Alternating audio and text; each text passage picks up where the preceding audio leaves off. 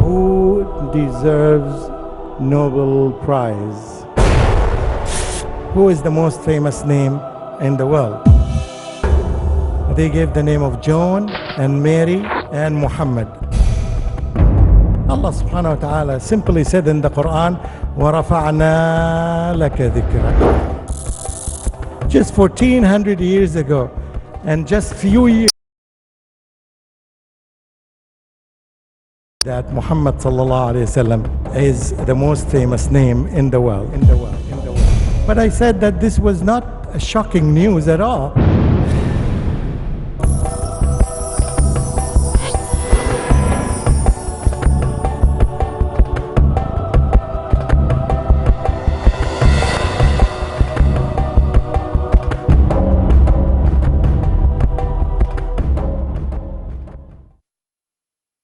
Our speaker, inshallah, will be Sheikh Dr. Mamdouh Mohamed from Egypt to address us on the topic, who deserves the Nobel Prize? A brief background about the Sheikh before I do invite him. PhD in Arabic Studies and a vast experience in teaching Arabic to English and Indonesian speaking students. He is currently a professor and a consultant at the American Open University in Virginia. He has been an instructor at the Imam Mohamed Islamic University in Riyadh, Saudi Arabia, and has also taught in Indonesia. Dr. Mamdouh Mohamed has a keen interest in the sciences of the Quran and on the seerah of the Prophet sallallahu alaihi wasallam. He is a regular speaker at worldwide Islamic conferences and has also produced various publications, which include an 8 podium to address us on his topic, Dr. Mamdouh Mohamed of Egypt.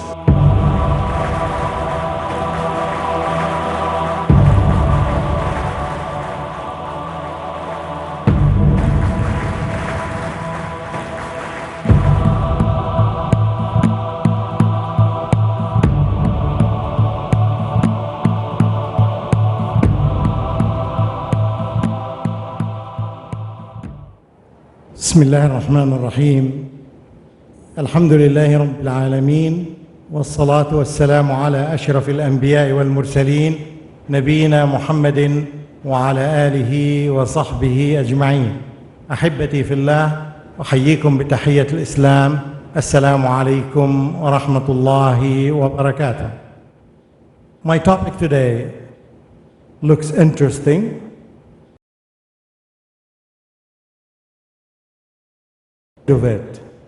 When we know the answer of the question that I will begin with, who deserves Nobel Prize? I selected this topic because in the last few days some people got the prize and some newspapers and media raised questions about the value of this prize, or how much really this person or that person deserves the prize. I will cover many aspects. Some of the information that you will hear is so important, and we can benefit from many aspects of it. I will talk about the Nobel Prize and what does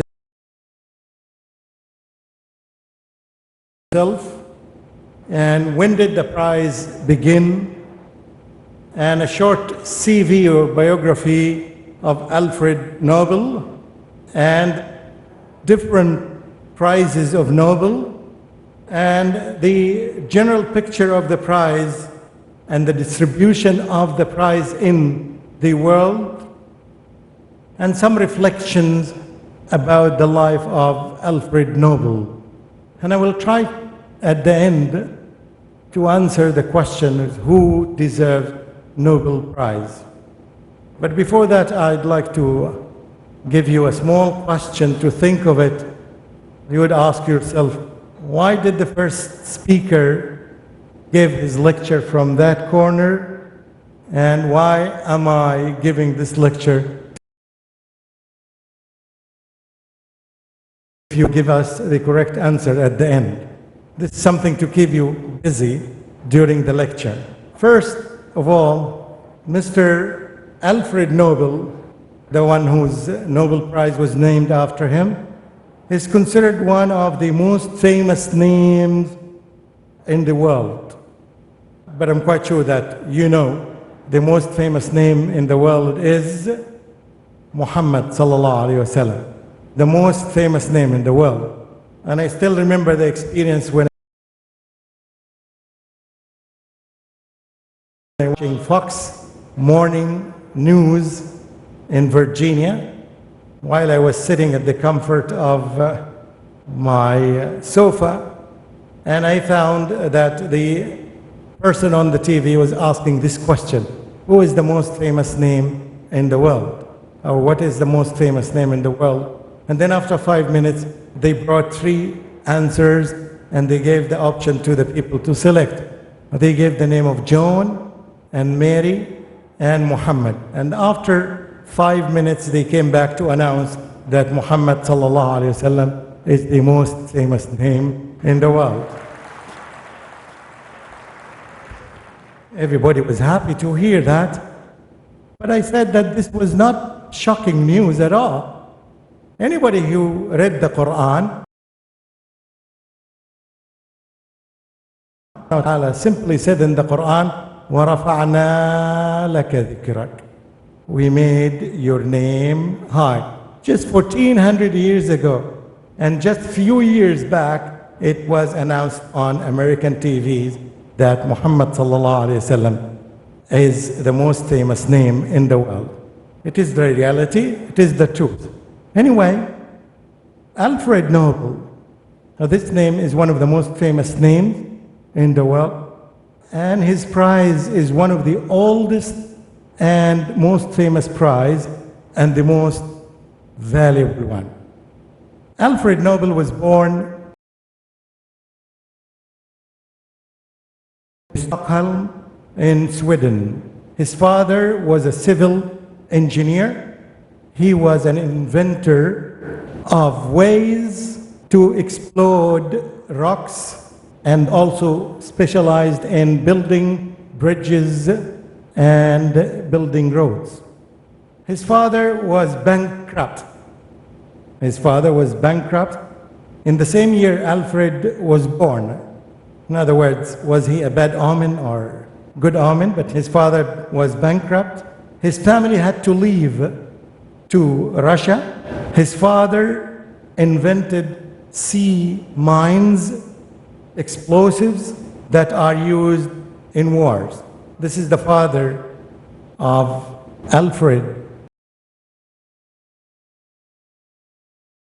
Saying that because at the end you will find some similarities between the father and the son. Like father, like son. His father made a fortune, a big fortune, of these explosives that he invented, and he had private, excellent teachers for his children. Again, I want you to focus on this. The father brought to teach his children. Nobel's genius was quite noticeable since he was young. And by the age of 17, he perfected 5 languages by the age of 17. And he began to write poetry. And he had many areas of interest. And his father sent him to many countries, European countries, and to the USA to get better education. And I want you to focus on these issues. Because sometimes if you want to bring up the level of excellence to your children, you need to think of these issues. in these countries that he made exploded in 1864, which resulted in the death of his younger brother and 4 scholars of chemistry. Perhaps, as it is explained by others, that this was a turning point in his lifetime, when he found himself and his research was responsible for the killing of his. This event had a great impact on him. Therefore, he decided to use this substance to the service of humans. Instead of using it as explosives, he wanted to use it to serve humans. In year 1866, he succeeded to invent dynamite, and he made factories in 20 countries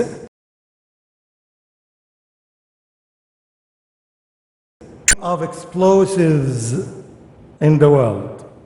And many journalists started attacking him because of his invention, and they labeled him the death maker, the maker of death. Not the peacemaker, but the death maker, because of his invention. He continued to use his invention to bring out wealth from the mines, and he died in 1896 in San Remo in Italy, with no one around. And he left a huge wealth of $150 million at that time. And he wrote a will.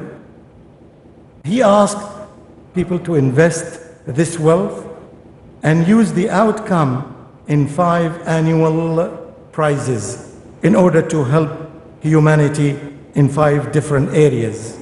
In the area of chemistry, physics, medicine, literature, and peace.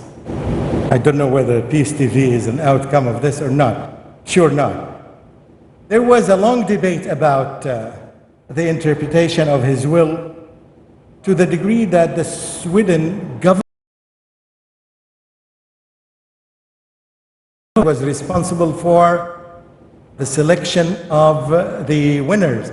The government of Sweden wanted all the winners to be from Sweden, wanted to localize the prize, but the committee insisted that there's nothing in the will of Alfred Nobel that says that. That's why they wanted to keep it open.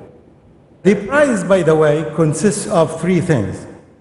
$1 million as a prize, and a golden medal that carries the face of Mr. Alfred Nobel, and a certificate of honor for the winner.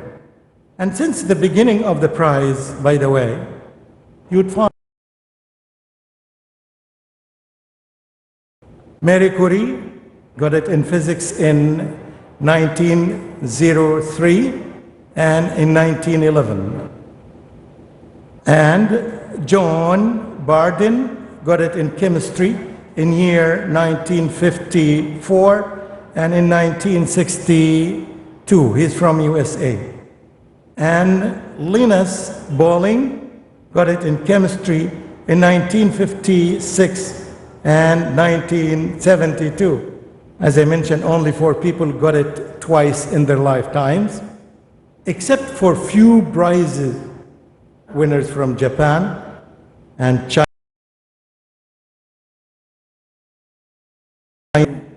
and Canada. All other winners were mainly from Europe and USA. There are a couple of them from India, as I mentioned.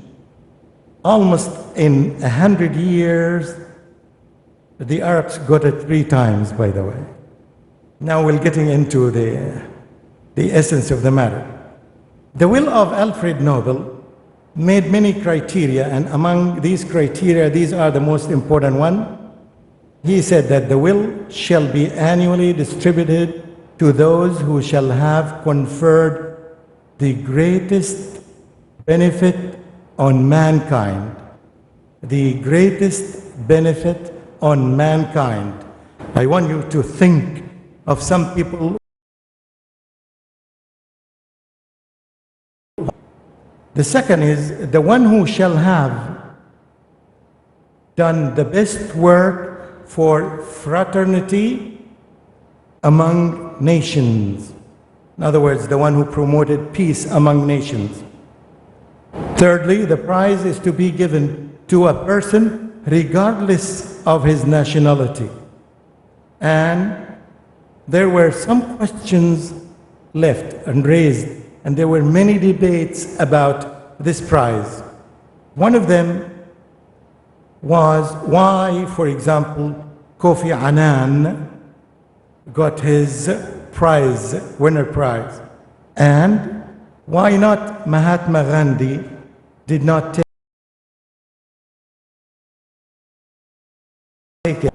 And other issues like why not there's a prize in mathematics. There are many issues, and now it's time to reflect upon Nobel's life and lessons, and I hope we can benefit from this.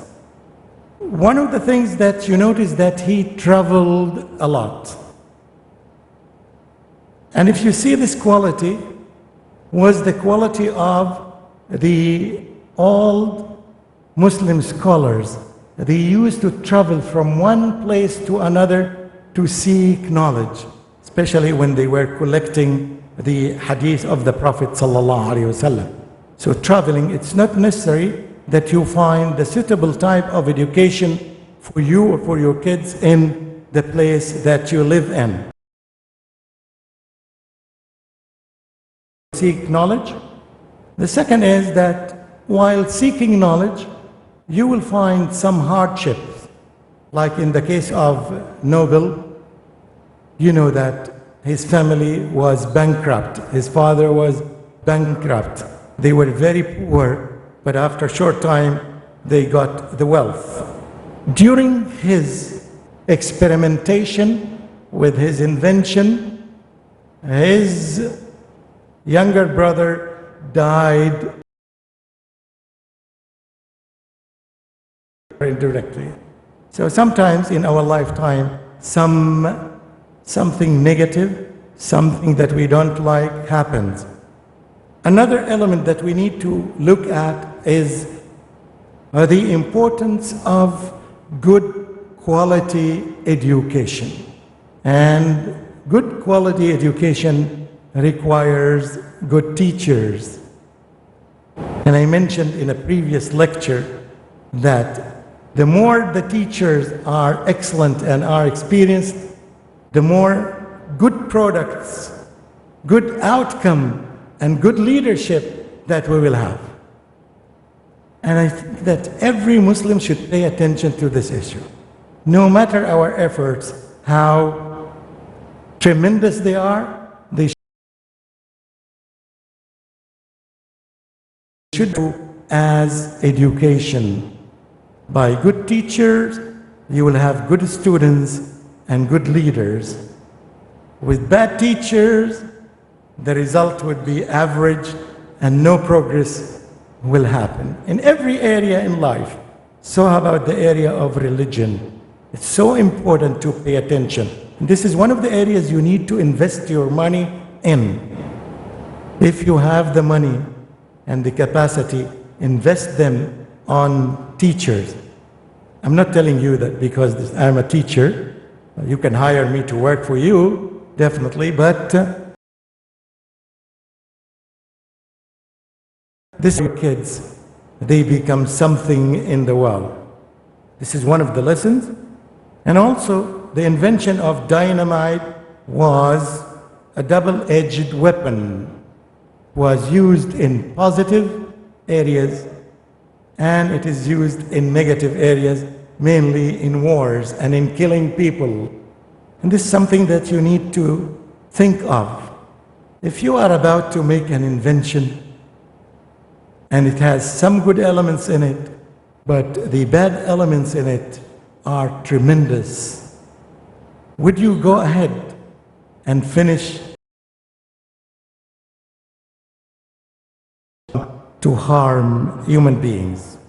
Now, let's ask ourselves, without naming a person, why shouldn't the prize be given to a person who has these qualities? And I'll start talking about some of these qualities. One quality, if we apply most of these qualities to some people, they would have taken the prize almost every year, and nobody else would have taken them.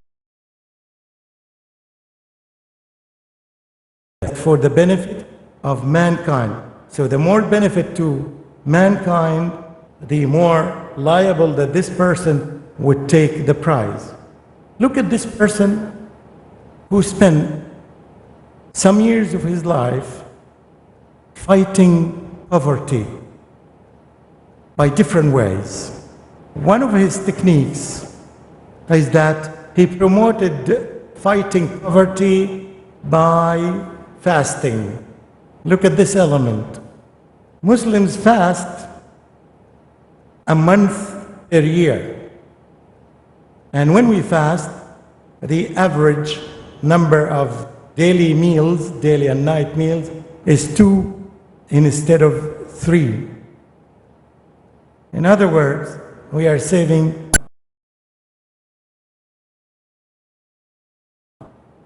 And if the number of the Muslims who fast Ramadan reaches 500 million Muslims, this is the half number of the Muslims all over the world, that means per day we are saving 500 million meals per day.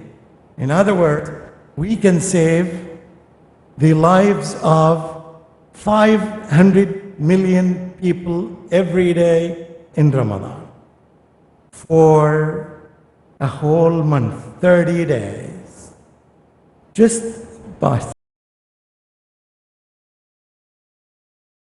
humanity.